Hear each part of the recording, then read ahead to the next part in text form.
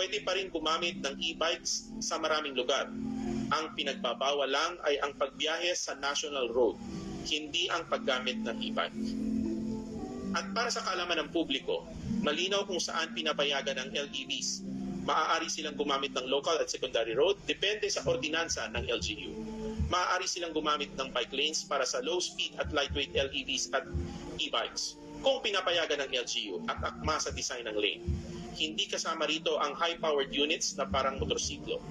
Maaari silang gamitin sa loob ng subdivision, private roads at private compound. Bawal bumiyahe ang LEV sa national highway. Pero pwede silang tumawid bilang bahagi ng normal traffic flow.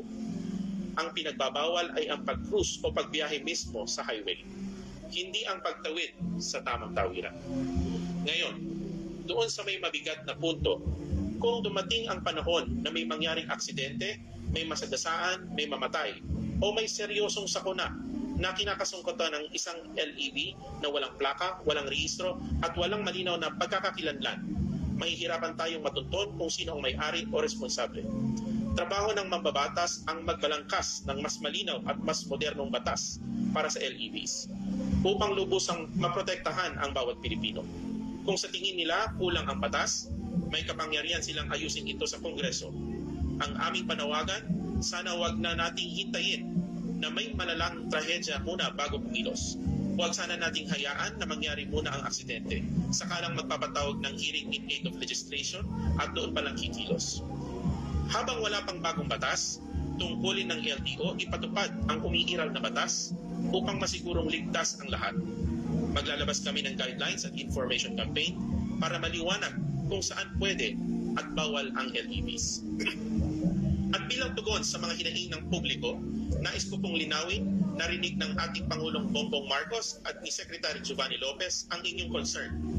Kaya pansamantalang walang impounding operation habang nagpapatupad muna kami ng malawakang information drive upang bigyan ng sapat na panahon ang lahat na maunawaan at makasunod sa umiiral na regulasyon.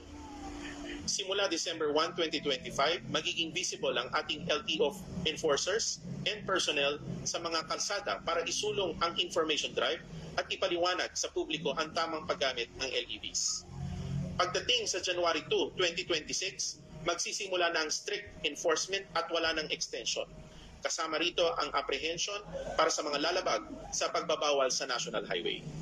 Sa huli, iisa lang ang layunin ng LTO, hindi upang pahirapan ng publiko, kundi upang matiyak na ang ating mga kalsada ay ligtas, maayos at may malinaw na pananagutan ng bawat gumagamit nito. Kasama na ang mga gumagamit ng e-bikes, e-trikes at iba pang LEVs. Maraming salamat po at ingat po tayo sa biyahe.